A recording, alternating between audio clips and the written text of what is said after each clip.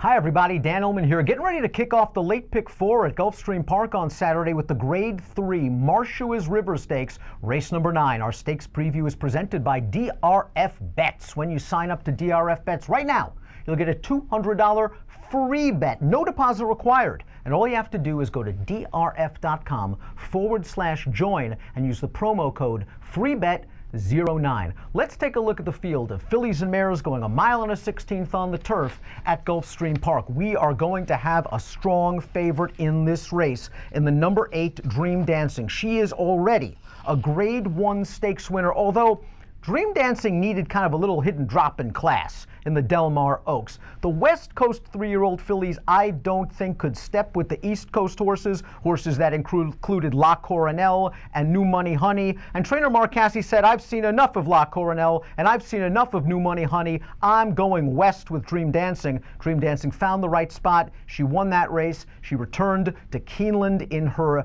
most recent start, and she was no match for La Coronel. Daddy's Little Darling, the runner-up of that race, came back to run third in the Grade 2 Mrs. Revere with a 91 Beyer speed figure, and then she shipped west, and look what happened. She won the Grade 1 American Oaks with a 94 Beyer speed figure. Dream Dancing's getting a drop in class, but it is worth noting she's facing older horses for the first time. She hasn't raced in about 3 months, and she's the kind of filly that we've seen in the past underperform at shortish odds. Dream Dancing is probably the most likely winner of this race, but I'll take a stab against her at a relatively short price. Let's look at Gianna's Dream, yet another one of those Michael Maker success stories. Maker claimed this horse for $25,000 in August of 2016. Gianna's Dream is now a multiple stakes winner and multiple graded placed. And in her most recent start, the Grade 3 My Charmer, she almost pulled off a fairly substantial upset over odds-on favorite On Lead. Now in that race, Gianna's Dream was able to get out to a relatively easy early lead.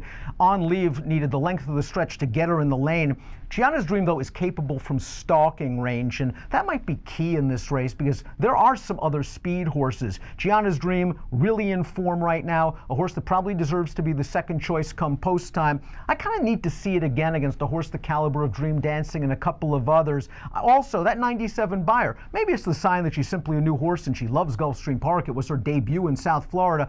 Or maybe that Beyer speed figure is a little bit high. A couple of horses coming out of the Autumn Days Stakes at Aqueduct. Let's talk about one of them, the number 7 Ultra Brat, going out for trainer Graham Motion. We got a positive formulator fact for the great trainer Graham Motion. Past 5 years, older horses making their first start off a layoff of 45 days or greater, stretching out in distance on the turf, 22%, a $2.75 ROI. Worth noting that this horse pulled off a 36-1 shocker in the Tropical Park Oaks 2 starts back, moving from a sprint to a rout, just like she is doing in this race. Also, she's got good speed. Let's cue the Timeform US pace projector for the Marshua's River. And we've got the 7 Ultra Brat out there on a relatively easy lead. Now, she doesn't need the lead to win, but they'll take this scenario every day of the week. And she's relatively lightly raced as well, coming out of a good race. Again, that Autumn Days, the runner-up Stormy Victoria, she came back and she ran third in that My Charmer, just finishing behind Gianna's Dream. Stormy Victoria herself earning a 97 Beyer speed figure. Ultra Brat becomes very, very interesting when we factor in the trainer angle, when we factor in this pace situation. Gonna have to improve, I think, just slightly maybe to get over the hump against the likes of Dream Dancing and Gianna's Dream, but Ultra Brat is not out of this race by a long shot. Let's talk about a couple of horses trained by Marty Wolfson. They'll be good prices. Number 1 is Inside Out. Inside Out might get a similar trip to the one she got last time out in the Grade 3 My Charmer, sort of an inside-out trip from mid-pack or a little bit further behind. She was very, very late to change leads in the stretch. She's making her second start of the form cycle, and maybe she'll improve with that last race under her belt, but I'm just not sure from a quality standpoint if she's ready to step with horses like Dream Dancing, Gianna's Dream, and others. King's Ghost, understand why they took a shot last time out in the Grade 3 Rampart on Dirt. She, in her start 2 starts back, she won it off the turf race and showed that maybe dirt was going to be okay for her. It didn't work out. She's back on her preferred surface, but similar situation as to her uncoupled stablemate, where I think from a quality standpoint, from a speed figure standpoint, she's just a little bit lower rated than some of the main contenders in this race. She might need a little bit of pace help. Kyla Instinct won last time out for Roger Attfield, whose horses from Canada have been firing on all cylinders in South Florida, but she was entered for a $50,000 tag that day. They're taking a shot here, and she does have good tactical speed. I think she could probably work out a nice pace tracking, ground saving trip, but another situation where there are some class concerns. Let's also take a look at Vendita. Vendita likes to win. She's got 6 wins lifetime, but she was 100-1 in the Claiming Crown Tiara last time out. The winner of that race is a nice horse, Martini Glass. She came back to run second in the Via Borghese Stakes with a 90 buyer, but she was 100-1 in the restricted Claiming Crown Tiara, and now she's going to have to win against Graded Stakes Company. I just can't see it right now. Let's take a look at my pick for this race, and I'm going to go with Abbreviate for trainer Chad Brown. She ran in the autumn days against Ultra Brat and finished behind Ultra Brat. I don't think 6 furlongs is what she wants. I think it's too sharp for her.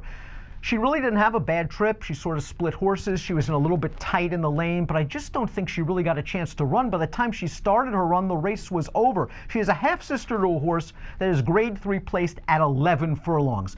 So this stretch out in distance really works to Abbreviate. She also has good tactical speed. I believe the pace projector has her in 3rd, and that's fine if there's a fair pace up front. She's got a ton of upside potential. I think we've already seen Dream Dancing's best race. I think we have already seen Gianna's Dream's best race.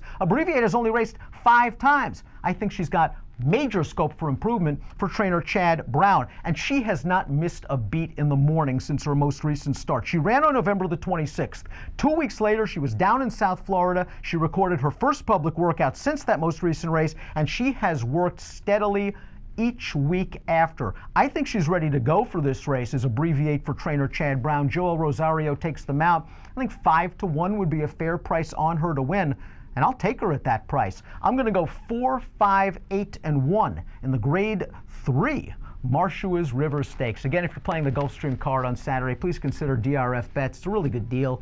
$200 free bet, no deposit required when you go to drf.com/join and sign up by using the promo code FREEBET09. Approximate post time for the Marshua's River. First leg of the late pick 4, I'll use 4, 5, and 8 is 4 o'clock Eastern. Good luck.